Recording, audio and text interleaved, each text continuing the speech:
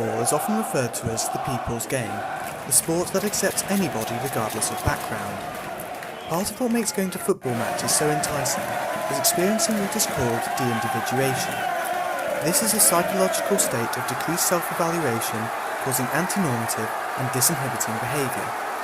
But a combination of de-individuation with the mob mentality exposes football as the opposite of how it attempts to portray itself. Bradford, you fucking sausage boy! Bradford, you sausage boy! Bradford, you fucking sausage boy! Far from being inclusive, football could be said to exhibit an abnormally exclusive culture.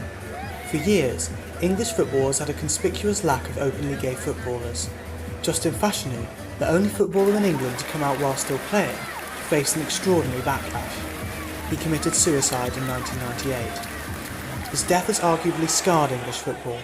No professional footballer has come out in England while still playing ever since.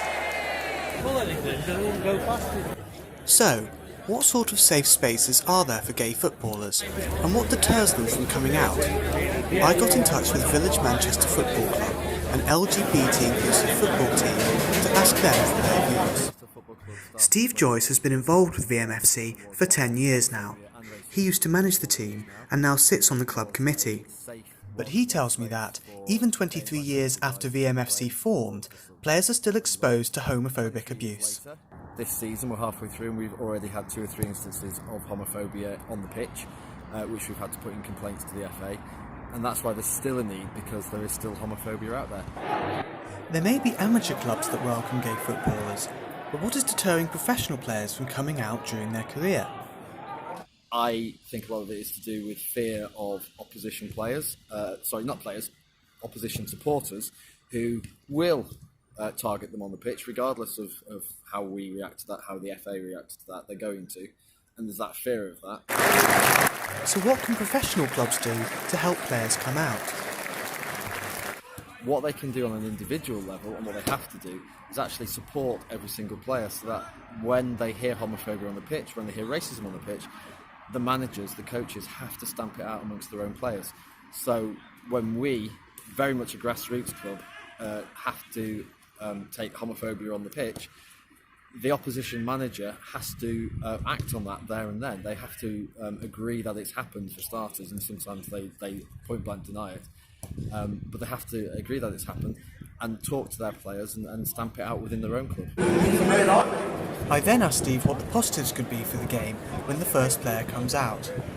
What will happen is 2 things. First of all, depending on the player, they'll probably make a lot of money out of it, because they'll get lots of sponsorship deals from areas of commerce that currently don't support football but might want to support a gay footballer.